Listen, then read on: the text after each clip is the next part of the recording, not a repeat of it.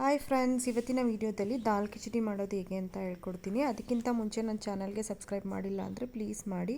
First ಒಂದು ಕುಕ್ಕರನ್ನು ಇಟ್ಕೊಂಡು ಒಂದು ಹಾಫ್ ಗ್ಲಾಸ್ ಆಗೋಷ್ಟು ಹೆಸರು ಬೇಳೆನ ಈ ಥರ ಡ್ರೈ ರೋಸ್ಟ್ ಮಾಡಿ ನೀಟಾಗಿ ವಾಶ್ ಮಾಡಿ ಅದು ಮುಳುಗಷ್ಟು ನೀರು ಹಾಕಿ ಒಂದು 3 ವಿಷಲ್ಸ್ ತೊಗೊಂಡು ಹೆಸರು ಬೇಳೆನ ಕುಕ್ ಮಾಡ್ಕೊಳ್ಬೇಕು.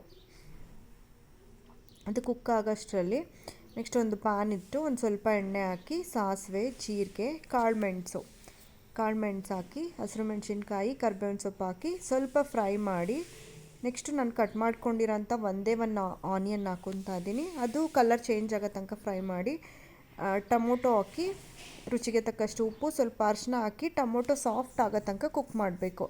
ಇವಾಗ ನಾನು 1 ಗ್ಲಾಸ್ ಅಕ್ಕಿ, ಅರ್ಧ ಗ್ಲಾಸ್ ಹೆಸರು ಬೇಳೆಗೆ 5 ಗ್ಲಾಸ್ ಆಗೋಷ್ಟು ನೀರನ್ನು ಕಾಯಿಸಿ ಇಟ್ಕೊಂಡಿದ್ದೀನಿ ಸೈಡಲ್ಲಿ.